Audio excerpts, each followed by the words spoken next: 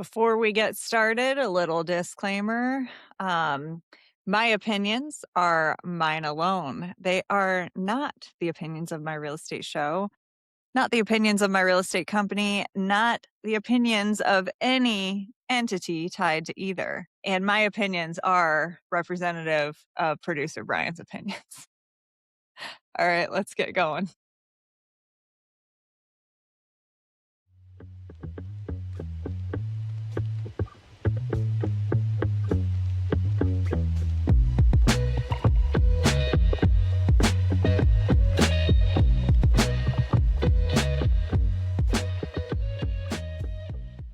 Welcome to my real estate show. I am your host, Sandy Lynn Burnett. I am CEO of a nationally scaling brokerage. I scaled a brokerage to 7 states in 7 months after just seeing agents screwed over constantly by the status quo in the industry. You don't have to accept what this status quo is. We're changing things just a little bit every day, and I'm here for it. I also want to take a minute to plug our sister podcast, which is True Crime and Real Estate. It's just a way to do training for agents just a little bit differently. Keep your ass out of jail, keep your ass safe and alive. It's a great podcast. It teaches you about different crimes in real estate, how they take place, how they get out of hand. Some are good historical lessons, but yeah, feel free to subscribe to us.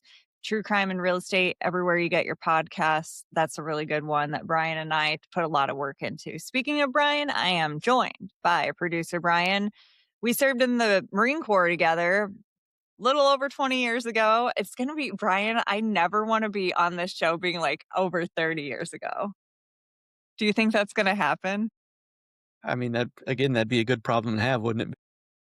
I guess, but I'm just going to say a little over 20 years ago forever.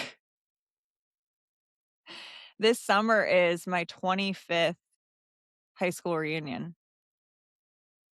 And I'm like one of the least successful people in my class. Like there are really successful people in my class. Yeah, I So, made the smart move and just stopped talking to all of them, so I don't know. well, I did too, but I don't know. Part of me, like most of me doesn't want to go, but part of me feels like if I don't go, then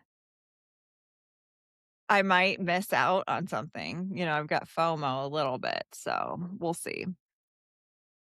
And then something else is our co-host Josh Reese is not joining us today because he is going with his wife and daughters out to a concert this weekend, and I'm super excited because or they're going to a concert this week, and on their way back through town, we actually get to meet IRL for the first time.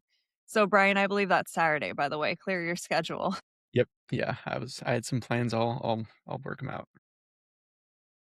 All right. So what do we got today, Brian? All right. The first couple of images here I have are just basically like, comparing gold and currency and inflation. So real fun, exciting stuff, but related to real estate a bit. So this talks about how like the price of a gold bar 25 years ago was about $100,000. And today the price of a bar of gold is $1 million. So it's never gone down. No. I mean, because the dollar's never gone down. The buying power of a dollar has always gone down, which means, you know, it takes more dollars to do things. I've seen all those late night show ads, and I remember after September 11th, it was a big thing. Invest in gold, invest in gold. So to think that like a bar of gold was only 100 grand after September 11th, and that is that a I guess that's 10 times. So that is a good return. Is it a Yeah. good return? I mean, it's not bad. So let's compare gold to real estate. Like put that back up there. Well, here's Oh, okay. the other image. A gold bar bought a house in 1975. So figure In 2025, it's a million. In 2020, it was 100,000. What was it 25 years before that? Call it 50, 60 or something. Yeah. So, here it shows you the 1975 price is $160 an ounce. 2025, it's 3,300. So I thought those were interesting. That's really interesting, even just to look at the style of house, that a gold bar was able to buy. Yeah. Holy shit. Kind of the same conversation. We used to talk with this guy at work about, how expensive cars are these days. And I'm like, I agree. Like, you used to be able to buy a Mustang for like $3,300 and now it's 50 grand or whatever. But you're getting much better fuel economy, like much less pollution, much more safety, much more features Leather like air conditioned. seats. Yeah. So it's like, GPS. yeah, So I have a question. How much I feel dumb asking this. How much does a gold bar weigh? it's about 27 and a half pounds, Damn. 400 troy ounces, 12.4 kilograms, or 27.4 pounds. So that's as a movie nerd, that's one of those things you always see like in heist movies where they're carrying like, bags full of like gold bars. And you're like, yeah, that's like 800 pounds. You're not just throwing that duffel bag around. Like gold is heavy. Yeah. Wow. That was really cool and interesting. Yeah. I've seen those pop up a few times. So I wanted to grab those. And of course, that's going to pop up in your nerdy ass Yeah. algorithm. That's not going Yeah. to pop up in front of me. If they try putting numbers in front of me, I'll fall asleep. Yeah, the next story here was the Selling Sunset season 10 cast news for Netflix. Let's set the tone for everybody because you guys, I have not been keeping up with Selling Sunset. But you guys should know that behind the scenes, there's an argument that Brian and I have, which is he's like, don't fucking talk about reality TV on this show because number one, I hate reality TV. So I have to sit through it and listen to it. And number two, I have to edit your episodes after it's done. So, and you're still talking about reality TV when I'm editing the episode. So, you guys, I want you to like know that Brian is the one that brought this up to me. There weren't a whole lot of other interesting stories. This crosses over like me watching, TV shows and movies and being real estate related. So I thought it was an interesting story and like it might be something interesting for you to talk about, but apparently I guess the news for season 10 is they're bringing back some like original cast members. I did like Christine. Uh she was the OG season 1. I liked her. She had the best hair. She had the best hairstyles. Honestly, if You you could tell me these are the same person and I'd believe you, or that they're yeah. Kardashians and I'd believe you. It's that Yeah, same exactly. fake plastic look on all the Mhm. celebrities these days. Yeah, it's unfortunate. I mean, I'm the first to admit that I get like Botox and stuff like that, but it's only to I guess, keep my looks. It's not to change my looks. They definitely were not born like that. Okay, so the OGs of the O group are back. So I did like Christine. She had really, really cool hair. So I guess that's one thing that I'm like happy about watching.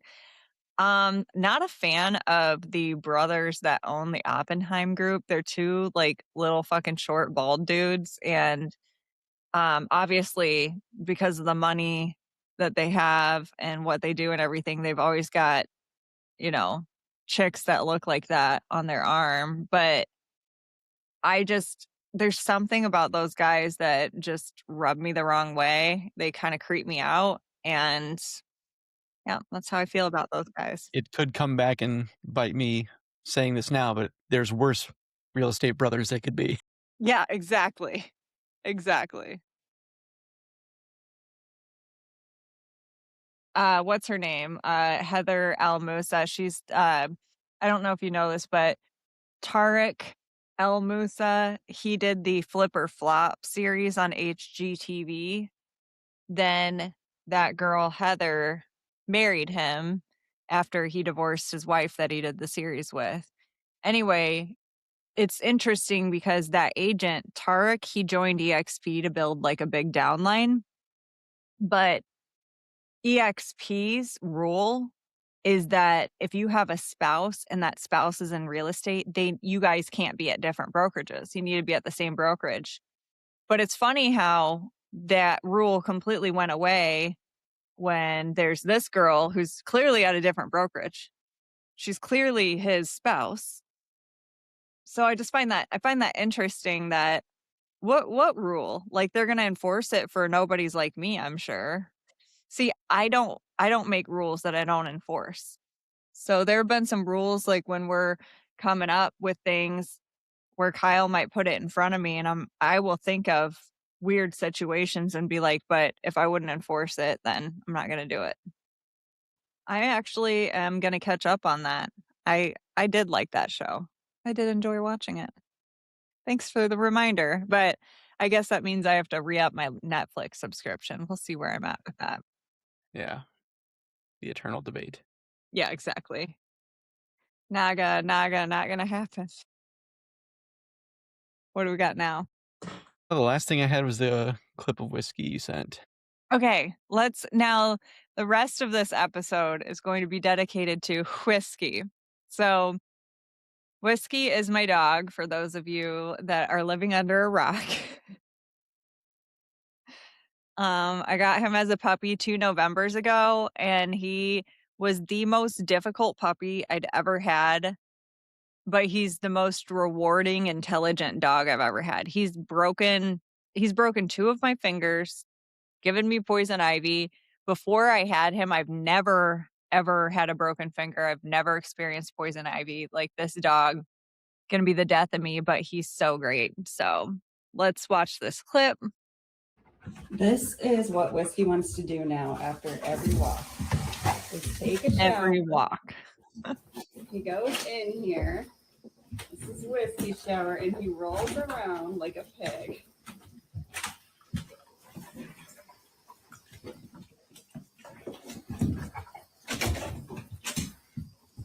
After every walk.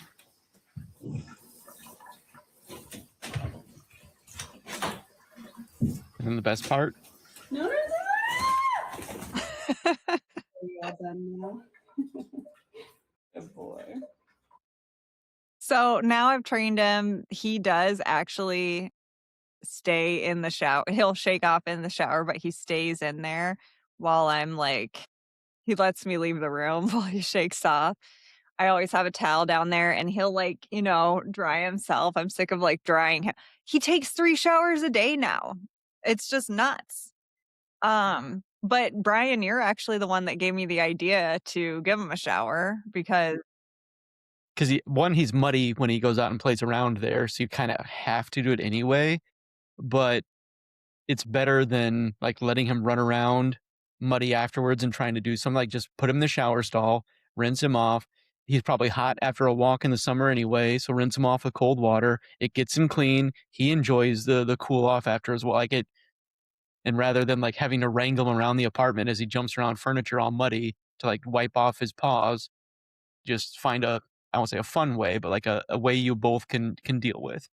And, you know, you gave me the idea because he would go like a pig, find a big mud puddle somewhere and roll in it to cool himself off.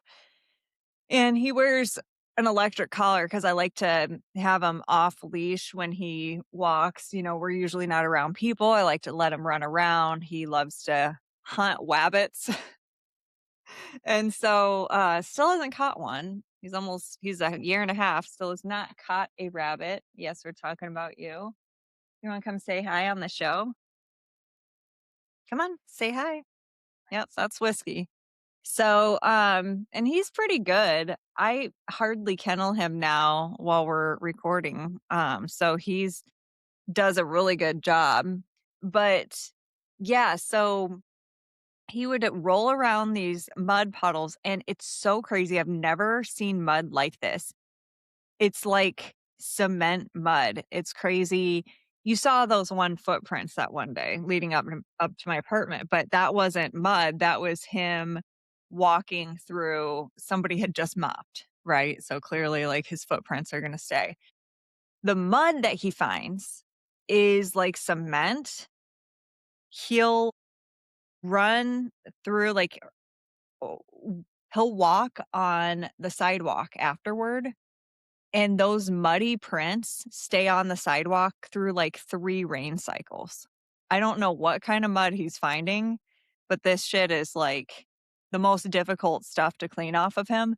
So Brian gave me the idea to do that to Whiskey. He's like, he's just rolling to cool off. Like, why don't you give him, if he thinks he's going to have a shower every time he gets mud, why don't you just give him a shower when he comes home? So he realizes, oh, I don't have to roll through mud. So you would think I would have thought of that myself, but I didn't. And he doesn't do mud anymore. I was talking to Brian before this episode, and I'm like, I wanted to kind of bring this up on a real estate podcast. Oh, why is she talking about her dog? Well, there's a couple of reasons. One, he's a part of my life.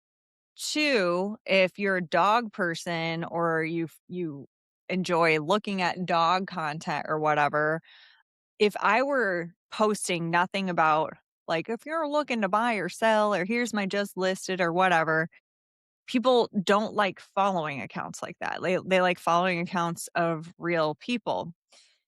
And if we have like dogs in common or that's something that humanizes me a little bit. I mean, even in my position now as a brokerage owner, brokerage CEO, if I were just posting like recruiting shit all the time or agent facing content all the time, agents would get bored. They'd be like, all right, who the fuck is this person? Like, get a life. Well, I don't have much of a life, but part of the life that I have is whiskey. Yes, we do love whiskey, Debbie. Um, and it's so funny. Like Debbie, I'll tell the Winston story in a minute. But um, so whiskey, like after I started posting content of him, that is the content that gets the most engagement. And as a matter of fact, I was walking him yesterday afternoon. I usually take him for a walk after like the afternoon filming. So I was walking him yesterday afternoon and I saw these two guys kind of approaching. And as soon as I see anybody approach, I make sure whiskey's near me or away from them or whatever. One of the guys goes, "Excuse me, is that dog's name Whiskey?" And I was like, "Yeah." And I just thought he was just guessing because of the color he was or something. I don't know. But they were like, they looked at each other and fangirled. They were like, "Oh my God, we just met Whiskey. I can't believe we just met Whiskey. We love your dog. We watch him run around all the time." It was just really funny. It was really cute. Um, but yeah, the fact that they're like looking at each other like, "Oh my God, did you see that's whiskey over there?" Like it was just cool. He has some really unique things about him where Brian and I have taken him for walks before together and he'll jump through like weeds like he's a baby deer or a rabbit I've never seen a dog do that. Have you ever seen a dog do that, Brian, the way that he does it? No, he bounds in the tall grass rather than like stalking through it, Mhm. which I mean, I don't know if that's a learned thing or whatever, but like where that comes from. But yeah, like we had miniature schnauzers when I was growing up, and those are, ratters, and we didn't have any excuse for them to do that. So they were just like lap dogs or couch dogs. So Yeah. And so he like leaps super high through the grass and everything. And it's so fun to watch because it's like, I can't believe this dog, jumps like this. And so people will stop while they're on their walks and just be like, "Oh my God, look at that dog. Look at that dog jumping. Look at how high he jump. How funny is that? How cute is that?"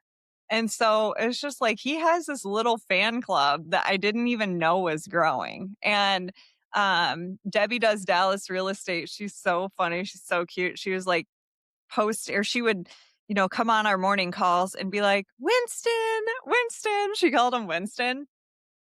And I was like, I never corrected her because I loved that name. So I'm like, in another life, if Whiskey had, some regalness about him, his name would be Winston. And then one day she just started calling him Whiskey. Like she picked up that, oh yeah, I was like, I've been calling his ass Winston this whole time.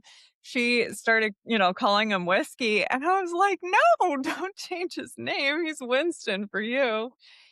Um, he at a young age would like always try to get in the bathtub with me. He's just a weird dog. Like I've never seen a dog want showers, want baths, all that stuff. He is just in a category all on his own. But you're right. I think it's part instinctual, but part like I've never seen dogs do that. And you guys, I live in an apartment, so I was super worried that he would learn bad habits from other dogs that are yippy or barking all the time. He doesn't. He's just OFP and he loves what he does. But to tie it back to real estate, I had originally gotten him thinking that I would train him as a service dog, and he actually has the ability to become a service dog. He is such a high breed that I bought. Okay, OFP is own fucking program. So when you're on your own fucking program, own fucking plan, I don't know. It's a program is what I think it is, right, Brian? Yeah, I think, I mean, plan would work, but yeah, the one I've heard is program. Program. Just like doing your own thing, He comes from a line of, oh my God, is this the mud bath? Oh, hell no. That mud is just, I can't, oh no, just, oh, Whiskey. How dare you? How dare you? And then find the one where he brings in his own mail too. I mean, he's just such a cool dog. Brings in his own mail, and then one where he's a puppy trying to get in the tub. That was a fun one too. But it just shows. So bringing it back into real estate, it doesn't matter if it's like a dog. Like on Reddit, I feel like all of Reddit is cat people. So they really they really took cats and ran with cats. I'm not a cat person. I'm the first to admit it. But the point is you have to give people a little piece of yourself. They have to know who you are as a person in order to decide whether they like you or not, and to decide if they're going to trust you with building a relationship with you and everything.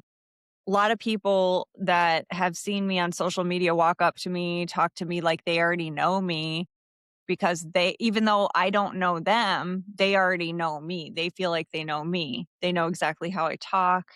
They know what they can talk to me about. They know what they have in common with me or what they disagree with me about. It's okay to disagree. They know what they disagree with me about. But if you guys are a super, super dog people and you're wondering how to bring them into real estate, I'm going to give you this idea because I'm not actively showing a bunch of homes or anything, listing a bunch of homes right now. But if I were, then I would definitely have Whiskey as a service animal. And here's what I would do. I would put a GoPro on Whiskey and I would take him through a house and I would advertise it to I would have a whole dog people account, like a dog people facing account. And then I'd be like Whiskey's Homes or whatever the fucking name of the account would be. And it would be a home tour from the point of view of the dog.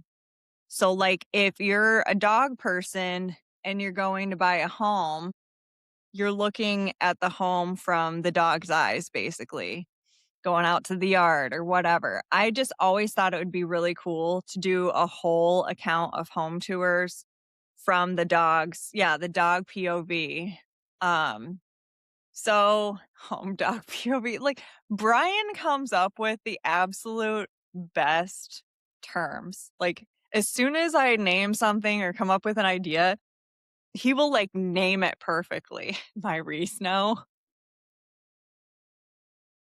Yeah, so I think that if you guys are a dog person or you're thinking about doing something like that, there's my idea. Since I'm not going to use it, I just think it's a really cool idea to do. And but my point is, whatever you do, like you guys, I'm into nails and hair and makeup and stuff.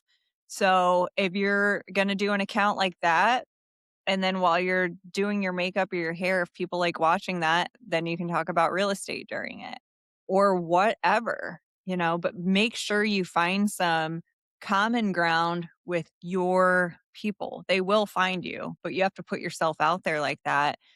And it can't just all be fucking real estate content. Real estate is actually really fucking boring if you don't make it interesting. So that was the point of the whiskey side of the episode. Do we have any more clips before we close it out, Brian? Nope. Yeah, I mean, the only thing I wanted to mention is, like, when I grew up in Virginia, it was famous for, like, the red clay, and that stuff was insane. Like, you played sports and that, it just doesn't come out of any of your clothing or gear. No, That was yeah, the no, worst mud I've ever had to deal with. that's what I was gonna say is that mud, the towels are ruined. I have white towels, and no matter how much, like, bleach or anything Oxy I put on them or anything, they're permanently gray now from that mud. I don't know what that shit is, but it ain't right. All right. Well, thanks for tuning in today. We're going to have some guests on soon. I'm actually grateful for a slower news week. I'm grateful to kind of like share some real estate tips, some social media tips where it's just like you guys are overcomplicating it as real estate agents. What you need to do is just show them yourself, but then have a purpose and a plan with showing them yourself. Just don't be all fucking crazy letting it all hang out. So, all right. Well, that's our show for today. We are live every weekday at noon central. And if you miss the live episodes, you can find it published anywhere you get your podcasts that very night by 9 p.m. Central Standard Time. If you found value in this episode or any of the clips that you see, please share them with somebody that you think will also find value. That's how we grow as a show. And if you want us to talk about anything on in particular on any of these shows, hit us up, DM us at My Real Estate Show, or participate in the chat. Brian, do you want to talk about rating or anything, that concept? That's a way of telling, like, your audience, like, this person, if you like our content, I like their content, you might like theirs as well. So rating is that kind of concept of, we're done, but in case you're just, sitting here hanging out, here's something else to, listen to or watch to fill your time. So rating other channels is kind of the way to keep things going when you're done. And then you can also kind of hand off to the person saying, like, hey, I thought my audience would appreciate you there. Tell them about that one. I forget who is the guy that like got raided and he didn't understand what was going on. T-Pain. T-Pain. Yeah. But yeah, I was watching this, like, they make music or make, songs or whatever, and they're like, "Well, T-Pain's live right now, so let's jump in there." So we raided in, and it's kind of, I won't say tradition, but one of the, like, things is you have a raid message, like, so all of your like, that way that everybody can see your audience coming in. So it'll be like, "Play this song," or, whatever the message will be, and everybody came in, and it looks like spam, but it's not like a bunch of bots coming in, it's from this other person's account raiding in. So the moderators watching T-Pain's chat were freaking out, like, not understanding what was happening, so they started, like, muting everybody or blocking them or kicking them out, like, "What are you guys doing?" Yeah, raiding is kinda one of those activities that, to grow the audience and kinda let people know that, 'cause I know who we're going to raid into here, and I kinda let him know ahead of time to make sure it's okay.